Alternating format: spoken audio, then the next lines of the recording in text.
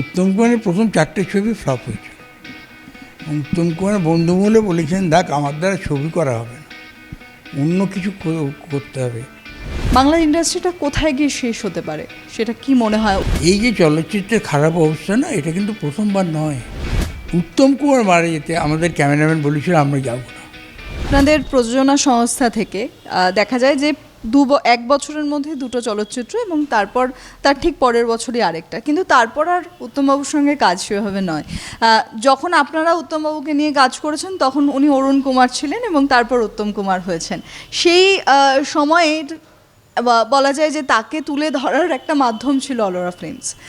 সেই গল্পটা যদি একটু বলেন, সেই সময় কিভাবে প্রযোজকদের কাছে উত্তম কুমার আসতেন, কিভাবে তাকে নায়ক হিসেবে গ্রহণ করা হতো, সেই একটা আলাদাই তো একটা অন্যরকম গল্প ছিল। উত্তম কুমারের প্রথম 4টে ছবি ফ্লপ হয়েছিল। উত্তম কুমার বন্ধুমহলে বলেছেন, দেখ আমার দ্বারা ছবি করা হবে না, অন্য কিছু করতে হবে।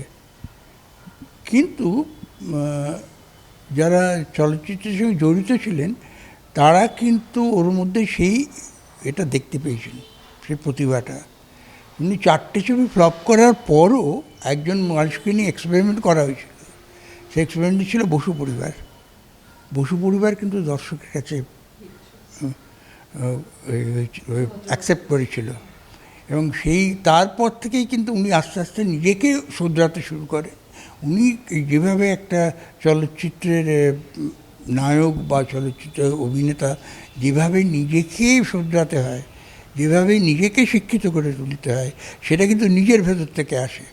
সেটা কিন্তু মজার জায়গা নয়, সেটা অনেক তার শরীর, তার মন, তার ব্যবহার, তার সমস্ত কিছু পাল্টে যেতে হয় এবং সেটা করে উত্তম কুমার দেখিয়ে দিয়েছেন কেন তিনি মহানায়ক। একটা সিনেমা যখন আসছে তাকে প্রডিউস করার সঙ্গে সঙ্গে তার প্রিমিয়ার শো লঞ্চ করা, তার টিজার, তার আলাদা করে সং লঞ্চ, ট্রেলার, সমস্ত কিছু হচ্ছে।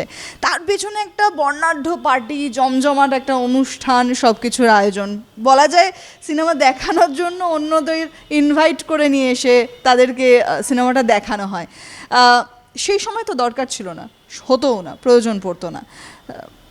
উত্তম কুমার যখন উত্তম কুমার তখন তো দরকারই ছিল না কোনোভাবে।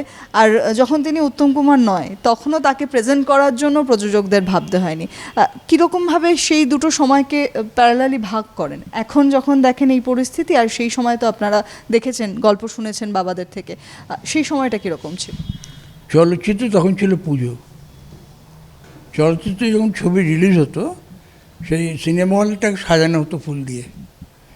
তার দরজার দুপাশে কলা গাছ এবং ঘট রেখে সেখানে পুজো করা হতো।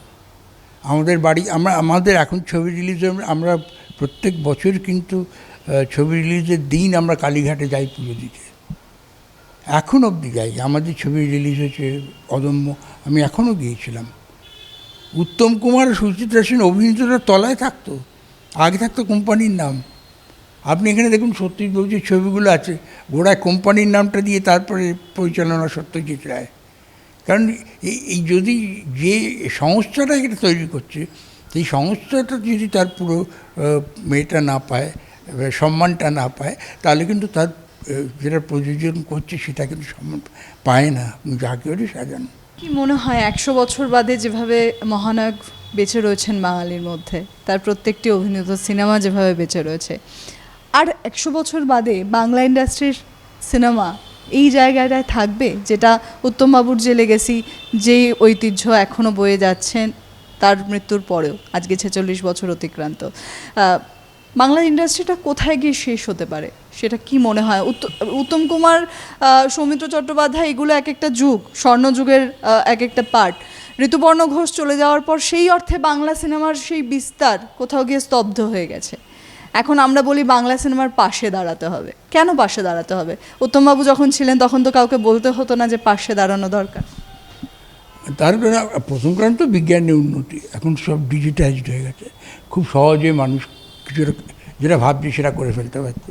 তার কোয়ালিটি যাই হোক, গুণগত মান এখন দেখা হয় না, এখন দেখা হয় যে কত তাড়াতাড়ি করা যেতে পারে।